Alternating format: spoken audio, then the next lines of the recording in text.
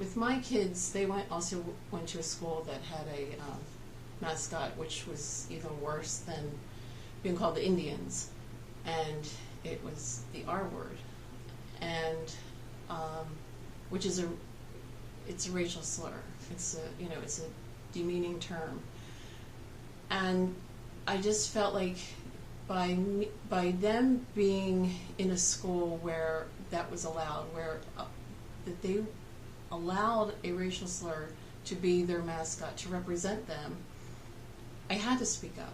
My older son, he went through school and I didn't speak up. I was younger. I wasn't quite as secure, I guess, and I just felt like I didn't have a chance. If I spoke up, something bad might happen. I was scared.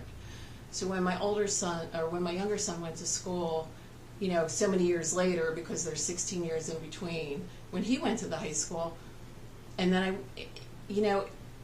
I went to back to school night, and I saw Redskin, and I saw the pictures, and I saw it everywhere, and I thought, oh my gosh, 16 years later, it's 2012, and we're still doing this.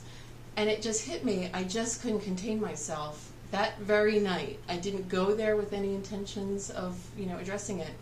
But that very night, I said, I will not be quiet about this. So I spoke to the assistant principal right then and said, why do you allow that? And he said, well, that's our mascot, that's our name. And I said, well, do you allow other racial slurs? And he said, no. And I said, well, then why do you allow this one? I said, would you allow the kids to say the N-word, any form of it, even if it's the kids who are saying it in a friendly way to each other, because people do that. And he said, no, we do not allow any form of the word. And I said, why? He said, because somebody that hears it might be offended, might be hurt. I said, well, don't you think I'm hurt right now that this school allows a racial slur for my people and you celebrate it and you promote it? And he said, well, I guess we're going to have to address that issue. And how long ago was that? That was September 2012. And right now we're in June of 2017, and the school still has that mascot? Yes, and they celebrate it, and they have, it is in events. I mean, they have a Mr. Redskins contest, and they, at football games, kids, they paint their chests with the word, and they put feathers and paint on their bodies. Girls wearing full headdresses. That would be like having a mascot of the Pope and having kids dress up like the Pope. How offensive would that be? Mm-hmm. We're not trying to force anybody to live our way. We just want to be equal. That's all. When I went to the school board, or when I spoke to the principal, I was very naive, and I thought, well, gee, I'm going to go and I'm going to tell them, do you realize that your mascot is a racial slur?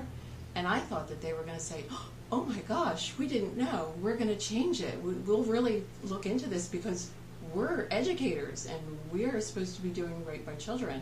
So we're going to look into this and we're going to fix it. I very quickly found out that they would do everything in their power to ignore me, lie to me, push me away. And so I wasn't going to let them ignore it. I wasn't going to let a school teach children the wrong thing. Mm-hmm. You have to teach children about honor and about respect and empathy. And it's in my soul that I have to do this. Native Americans couldn't speak up for themselves years ago. Natives had to be quiet and do what they were told just to survive, or you would be killed. I don't have to worry about being killed. I can speak up. I'm allowed to speak up now. Yes, I will be threatened. Yes, I will be argued with. I will be ignored. But I will not be silent. When I have the safety, I have a voice, and I can speak up for all those people that couldn't speak in the past. So I have to do this. Mm-hmm. I have no choice. Mm-hmm. And I expect a school board, an administration, principals, teachers, to do their duty. They have a responsibility to provide a learning environment free from racism, discrimination, safe place for every single student. And I am holding them to that.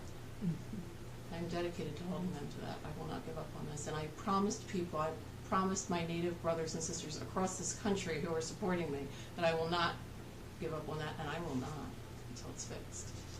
Well, there are many of us who are really grateful that you are doing this work, because it does take courage and it does take tenacity and a huge commitment to unveiling the truth. And that's why you're being honored for it tonight. But I don't feel like I should have to get an honor for doing the right thing. I think it should just be, like I said, this work shouldn't have to be done. It's necessary, but it should not be necessary. Yeah.